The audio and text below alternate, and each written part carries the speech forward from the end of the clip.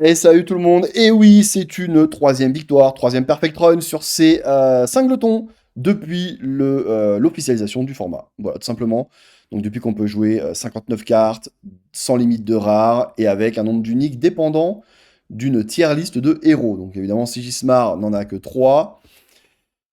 Je suis vraiment très content parce que c'est un format que je bosse depuis qu'ils ont fait ça. J'ai vraiment, vraiment, vraiment envie de jouer ce format, même si j'aime pas du tout la tier list des héros pour le nombre d'uniques. C'est pas grave, on fait abstraction, on fait le mieux possible, on bosse.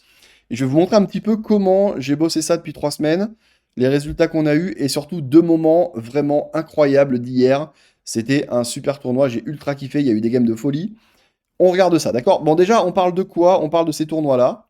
Donc ça, c'est le 10, où j'ai fait Perfect Run avec Taco. Je perds la finale en faisant un misplay que je ne referai vraiment plus et qui m'a beaucoup servi après pour les autres. Donc on est sur du Perfect Run ici, mais pas de victoire du tournoi. Ensuite, il y a la 12e semaine où on gagne 6-0. On est le seul à 6-0. On bat Fred. Fred qui s'était qualifié à ce tournoi-là via bypass de moi. Donc il s'est qualifié et je crois qu'il a fait top 8. Donc il a raté la qualif à une ou deux victoires sur le Season Qualifier donc le week-end dernier à Cadiz. Et donc hier, on remporte encore ce tournoi. Comment est-ce que l'on bosse ça? Bah écoutez, bah, c'est simple, hein. De toute façon, moi je fais toujours la même manière, que ce soit de public ou privé ou semi-privé. Je prends des notes, je garde les liens des games, pas forcément obligé de les garder pour Altered parce qu'on peut on peut les regarder à n'importe quel moment. Et surtout, on discute un peu avec les gens de la decklist, des erreurs qu'on a pu faire en jeu, de ce qu'il faut garder en main dans ce format, ce qu'il faut pas jouer, ce qu'il faut garder, etc. C'est super important. Je vous donne un exemple tout bête. Regardez, voilà la première game. On avait discuté un petit peu avec Marco, avec Popeye, avec Mugis et d'autres, de mettre l'Overseer.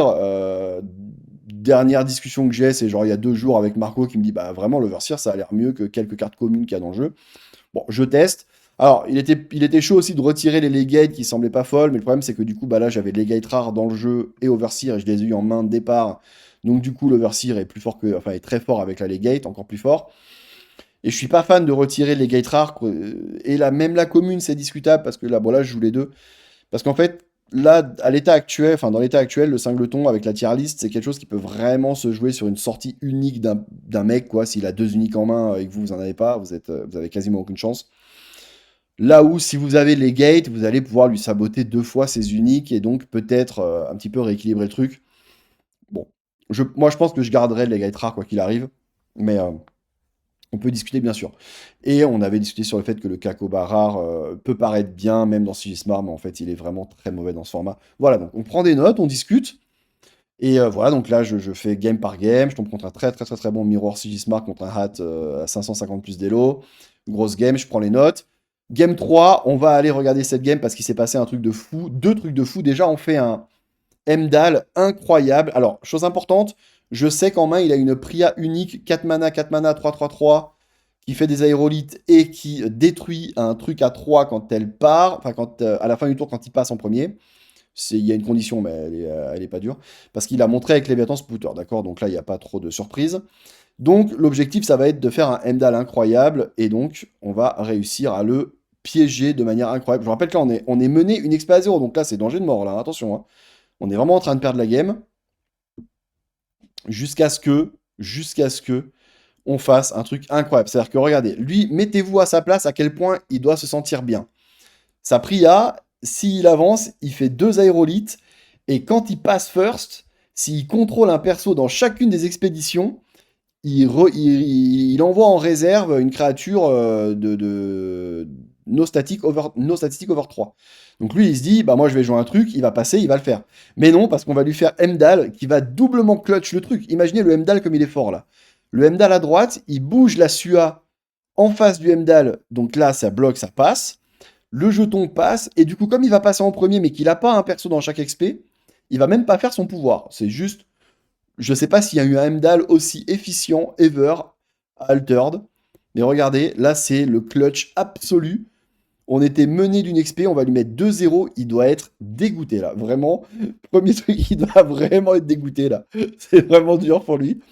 Et vous voyez ce qui est en train d'arriver là. C'est-à-dire qu'on est à 6 mana, le tour d'après on met un truc en mana, on fait Pepper Herald, effet de soutien, into Kraken, on est bon, hein. Mais vous allez voir, c'est pas ce qui va se passer. Je pense que j'aurais quand même dû le faire en vrai, mais vous allez voir.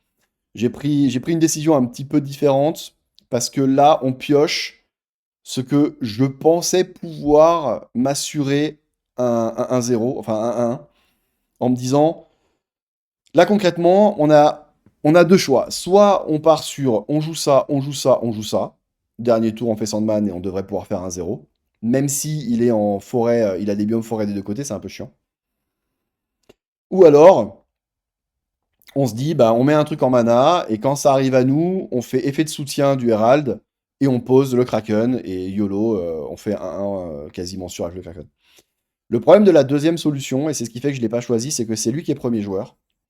Et du coup, s'il a un sabotage, on a perdu la game. S'il a un removal sur le Kraken, on a perdu la game. Donc, je décide de pas le faire. Euh, je sais pas si c'est la bonne solution. Avec le recul, je pense que quand vous allez voir la suite de la game, je vous assure, plus jamais je ne le fais pas. Je fais toujours ça maintenant. Quand le mec n'avait pas de carte en main qui pioche 2, je fais le Kraken tous les jours. Et franchement, quand vous allez voir ce qui s'est passé. Donc du coup, je prends la sécurité. Donc, bah, je mets pas en mana parce que j'ai pas besoin de mettre en mana. Je vais faire 1, 2, 3, 4, 5, 6. Et là, vous allez voir, on va rentrer dans une game qui rentre dans une dimension parallèle, vraiment, vraiment, vraiment. Si vous êtes juste en train d'écouter cette vidéo, arrêtez tout ce que vous faites et regardez ce qui va se passer. Il joue sa SUA, normal, after you, pas de problème. On joue notre Paper Herald à droite, normal, pas de problème. Il va jouer ça, donc ça va prendre des boosts, super. Moi, pas trop de choix, on joue ça ici. Ok, de toute façon, le but là, c'est clairement de faire un Sandman, voilà.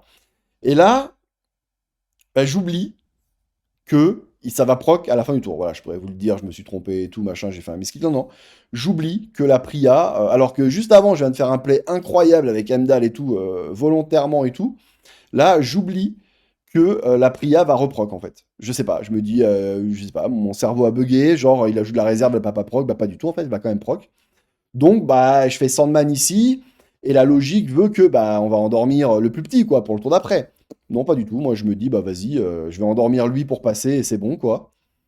Chose qu'il n'y a même pas d'ailleurs besoin de faire en vrai. Hein, quoique, non, il n'y a même pas besoin de faire ça d'ailleurs. Mais bah, je fais mon Sandman, j'endors le plus gros, donc erreur. Vous allez voir ça, c'est marrant parce que c'est une erreur qui à la fois est chiante mais qui va pas être très grave. Évidemment, il passe le tour, il dégage un truc. Ok. Donc là, il passe, il passe, on rentre en tie-break. Là, je me dis, bon, je suis en tie-break, d'accord, mais je peux plus faire mon Kraken, c'est embêtant. Si jamais j'avais mis en mana, bon, enfin, j'avais pas assez de cartes pour mettre en mana, mais là, je vais probablement perdre la game. Hein. Je me dis, je suis pas beau du tout, là. Le Kraken va certainement aller en mana. J'ai des biomes bizarres pour le tie-break, c'est la merde, quoi. C'est ça, non, cancel. Alors, mais là, attention, là, en plus, il joue ça, alors ça, il va pouvoir me saboter un truc. Bon, heureusement, on est sauvé par une alchimiste que Titou m'a prêté. Donc on enlève le Kraken et là on va partir sur plein de trucs. Mais attendez, hein, parce que c'est pas terminé, vous allez voir, c'est incroyable. Non mais cette game elle était trop folle, vraiment elle était vraiment trop folle. Donc là on va jouer un truc très bien. Lui il va jouer ça, il va nous saboter. Ok, super, vas-y. Il nous endort ça, il sabote. Donc là il doit se voir. Mais mettez-vous à sa place comme il doit se voir frais, là, il doit se voir gagner la game 1000 fois. Donc pour une deuxième fois, hein, il doit se revoir gagner la game, c'est incroyable. Donc ouais, il a 8 de stats, on a 1 de stats, il se dit mais c'est bon, ça va, c'est gagné 100%. Non, attends, poteau, t'as pas l'air d'avoir compris. Hop, c'est parti, en vol sur le token, ok. Non mais vraiment, quand je revois la game, c'est un scénario tellement incroyable, c'est indécent, vraiment. C'est juste indécent. Il fait ça, il pose. Ah non, non, il peut pas faire le coucou, ok. Il pose quoi? Ok, il pose le lapin. Il se dit c'est bon, je mets un lapin, overstaté, trop bien. Il le fait ou pas d'ailleurs? Oui, il le fait, je pense. Hein. Oui, il le fait, voilà. Je me souviens plus à 100%, mais. Il le fait. Bon, là, vraiment, là, il se dit c'est bon, quoi. C'est bon, il a 2 de stats. J'ai 10-17. Il a 4 mana. Il peut pas passer. Attends, poteau. On va refaire un petit sort. Hop. Je calcule avant, hein, donc du coup, il faut absolument que je le fasse là-dessus, ça sert à rien. Si je le fais là-dessus, j'ai perdu. Et là, on va poser l'alchimiste. Bonjour, alchimiste qui va permettre de gagner l'eau, faire match nul à une et perdre à l'autre, et de booster du coup notre Sandman pour le prochain tour. Alors là, c'est interdit aux moins de 18 ans, cacher les enfants là, vraiment. Regardez-moi ça. Incroyable, vraiment. C'est le tour Pixel. Regardez, on passe à 9 contre 7 en eau, on égalise en montagne. Là, il se dit, mais comment c'est possible? Ça n'a aucun sens. Comment j'ai pas gagné cette game? Et évidemment, qu'est-ce qu'il faut faire pour clore cette game de manière magistrale? Piocher Kakoba, bien sûr. Ouais, je sais pas si jamais je vous montre ce qui s'est passé sur la suite. Bon, vous vous doutez bien. Mais ça a été extrêmement sale. Bien sûr, le coucou qui n'est d'aucune utilité dans cette game, puisqu'on aurait joué de l'autre côté de toute façon. Voilà, et on va lui mettre une tonne de stats, des milliards. Ah oui, non, c'est pas une Lady of the Lake rare qui va t'aider, poteau, désolé. Voilà, donc malgré tout ça. Donc vraiment une game de fou, vraiment, c'était incroyable. Et cool. Comme quoi, faut jamais lâcher, malgré un misplay. D'ailleurs, il faut vraiment faire attention parce que bah, relisez bien les uniques. J'ai complètement brain fart sur l'unique. On s'en sort tellement bien, tellement bien. Bon, voilà. Qu'est-ce qu'on a d'autre? J'ai la Game 4 aussi qui est extrêmement intéressante. Puisque bah, la Game 4, c'est une game qui va se finir au Kraken. Donc on est là. Alors attendez, on a une expé d'avance. Là j'ai passé, d'accord. Je suis complètement drôle. Enfin j'ai pas de carte quoi. J'ai joué ça, je passe. Donc là il va me faire 2-0. Regardez. Là lui aussi, hein, il devait se voir gagner la game 100 fois. Vous allez voir. C'est vraiment ce qui me plaît sur ce format, c'est que, franchement quand on est le plus pixel possible, il y a des retournements de situation de malade. Alors voilà, donc là, je vous ai mis volontairement la pioche parce que c'est littéralement le jeu qui me dit tiens, tu joueras ton Kraken. Bon, même si évidemment on avait ça, mais vous allez voir. Alors, il met en mana. On a beau être contre Bazira. Là, de toute façon, si jamais on joue ça, ça et ça, on a perdu. On va jamais matcher les stats. Donc là, le seul espoir, c'est de faire le Kraken. On va poser licence withdrawal en mana. C'est triste hein, contre Bazira, bien sûr. Et là, regardez, il va faire. Alors évidemment, il peut pas trop se douter. Il aurait pu regarder la decklist, mais il peut pas se douter que j'ai le Kraken. Je vous rappelle qu'il est collé, hein, donc il a juste à passer une XP. S'il met plus de 8 de stade d'un côté, le Kraken, il a beau être là, on perd. Hein. Il va gentiment splitter ses stats comme il faut. Allez, vas-y, fais ça, très bien, vas-y, hop, pose ta petite truc à côté. Moi, je commence à me dire, oh, bah tiens, ça va être intéressant. Alors, dans le doute, on va quand même jouer l'Ordis Trooper de la main, la commune, parce que si on joue la rare et qu'il a un anti-bet, il va se dire oh, je vais faire l'anti-bet sur la rare. Alors que si on joue la commune, il a aucune chance de faire le removal sur la commune. Hein. Il va toujours jouer ça, hein, bien sûr. Donc, bon, vas-y, on joue la commune. Ok. Il, il- il écarte bien ses stats. Allez, donne ton petit boost de l'autre côté, c'est parfait. Et là, mesdames et messieurs, pour 7 mana, j'invoque. C'est vraiment trop beau. Regardez, voilà, il est 5-5 de tous les côtés. C'est trop beau. Merci, poto. Merci. J'invoque le Kraken. Et là, le chat qui pop. GG. La secret tech du Kraken dans le cingleton. Vous l'avez vu en premier ici. C'est magnifique. Donc voilà, c'était vraiment, vraiment des moments super cool. J'ai adoré ce tournoi. Super content d'avoir encore gagné un truc. J'espère qu'on pourra encore continuer à jouer Sigismar dans ce format la semaine prochaine, s'il vous plaît. Voilà, voilà. Je vous fais des gros bisous. J'espère que vous avez kiffé ces 2 moments bien sympas. Et surtout, encore une fois, pour vous améliorer à ce jeu, à un format avec un héros, quand vous faites un tournoi ou quand vous faites 5, 6 games, 10 games dans la journée, prenez des notes, regardez les replays, d'accord? Vous allez voir des trucs à chaque fois. Vraiment, vraiment, vraiment, d'accord? Des misplays, des trucs importants. Je vous fais des bisous. Ciao, ciao, ciao. À demain.